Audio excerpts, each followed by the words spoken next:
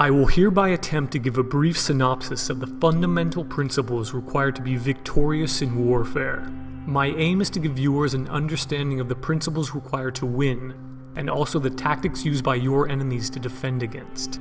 I've compiled philosophies from military strategists throughout history, and lessons learned from historic battles to give you a definitive, though not exhaustive, list of the fundamental principles of warfare. Strategies in warfare should be modular, scalable plans, essentially the broken windows theory applied to international relations, whereby short, mission-specific plans are carried out against enemies, not open-ended occupations. No plans survive contact with an unpredictable enemy intact, therefore strategies must always be fluid and adaptable rather than rigid. Targets in warfare should be chosen meticulously.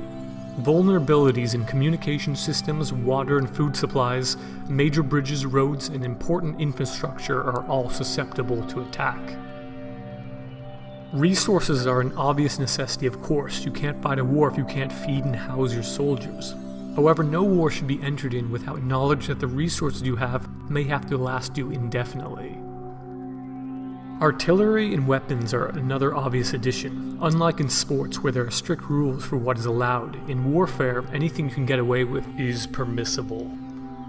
Your enemies almost certainly won't abide by accepted norms of morality and civility, so perhaps you yourself at strategic times will have to make the same compromises. This means that you are in a constant arms race with your enemies, always attempting to outperform them.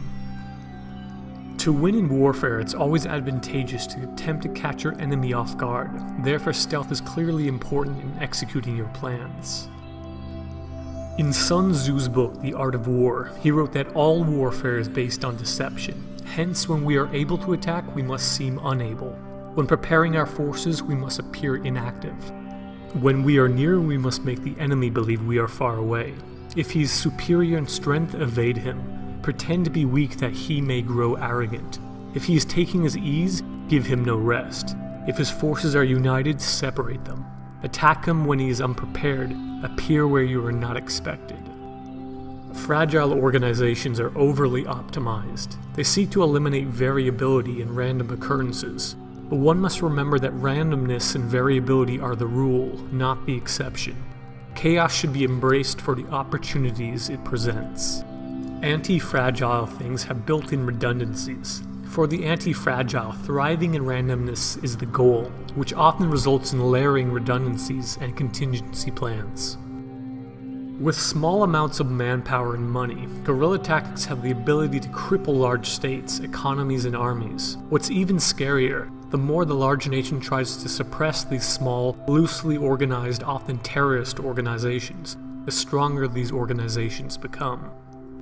With small groups comes increased agility and flexibility during volatile and chaotic times.